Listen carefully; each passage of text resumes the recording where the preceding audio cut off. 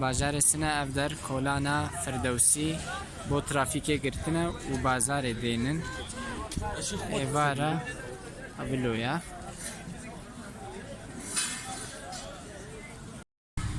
ناشار سنه پیکر آزادی سری هلدایا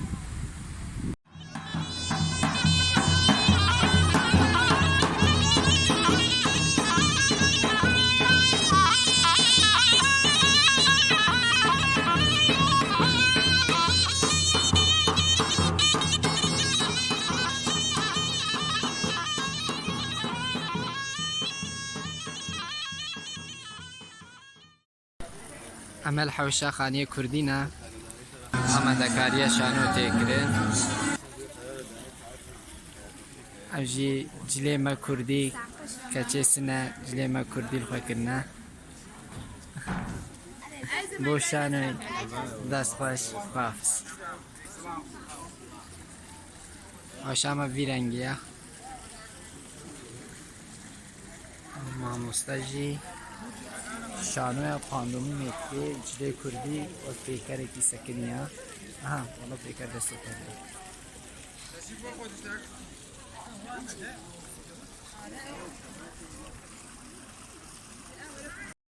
خوشویستم گلکتان بخیر بین سرسر و سرچاو سال تازتان پیروز بین نوروز لگلکتان موارد هنگ خمتانا با اجرای شانوی در گروه شانوی مدرن و در هنری هنرمند فریدون احمدی و هنرنمایی و هنرمندگر موسیقی هنرمند استاد کردوان بوستان و هروها هنرمند استاد عارف طهماسبی هنگ خمتانا عرض سلام و درود و خیر مقدم خدمت تمامی شما میهمانان و بازدید کنندگان گرامی در هر کجای ایران که تشریف آوردید به سنندج، به کردستان، به سرزمین اصالت و فرهنگ، مهد میهمان و میهمان نوازی، به سنندج، به دامنه های کوه سرو فلک کشیده آبیدر،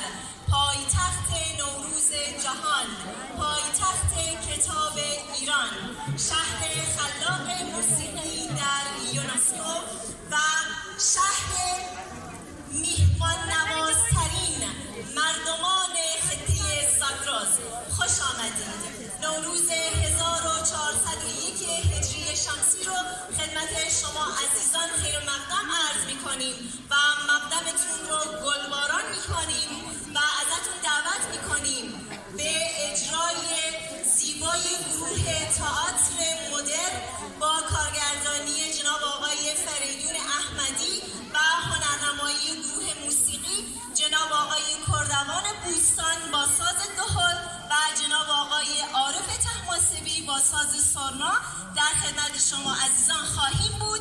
با تشویق گرم شما میریم به استقبال تئاتر زیبای آیینی سنتی.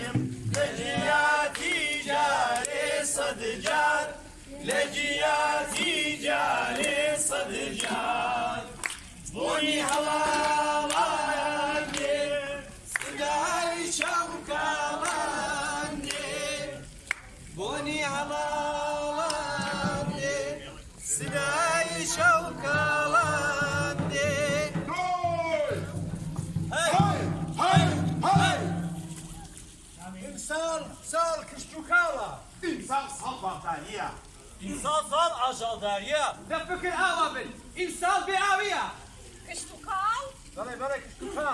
آجالداری بله aşağıdari. باغداری بله باختری آویاری بله آو آوادانی آویاری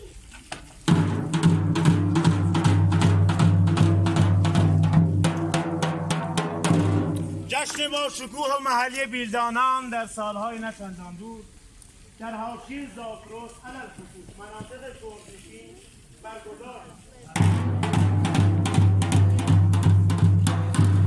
اما در گذر زمان مانند بسیاری از اعیاد مراسم و جشنها در دل تاریخ به فراموشی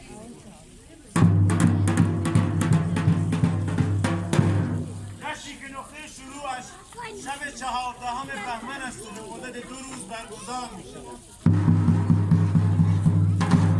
آیین بیلدانان برای پیشواز عید باستانی نوروز بوده و آتش عنصر اصیل سور به شما می رود.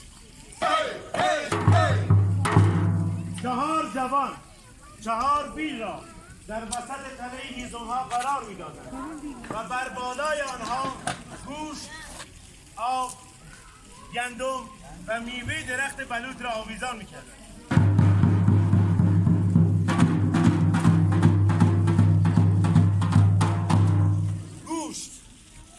گوشت به نشانه سالی پر از دام و اخشام.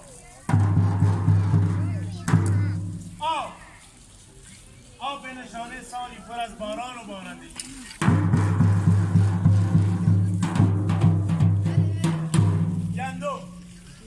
گندم به نشانه سالی پر از کشت و کشاورزی و رزق و روزی برای همه مردم. و در آخر میوه درخت بلوط به نشانه سالی پر از میوه و محصولات جنگلی. کارشناسان معتقد هستند که این جشن به 3 یا 4000 سال قبل از میلاد مسیح برمیگردد که در حاشیه زاگرس و مناطق کردنشین آن را اجرا میکردند. ایام برم هده بسم الله.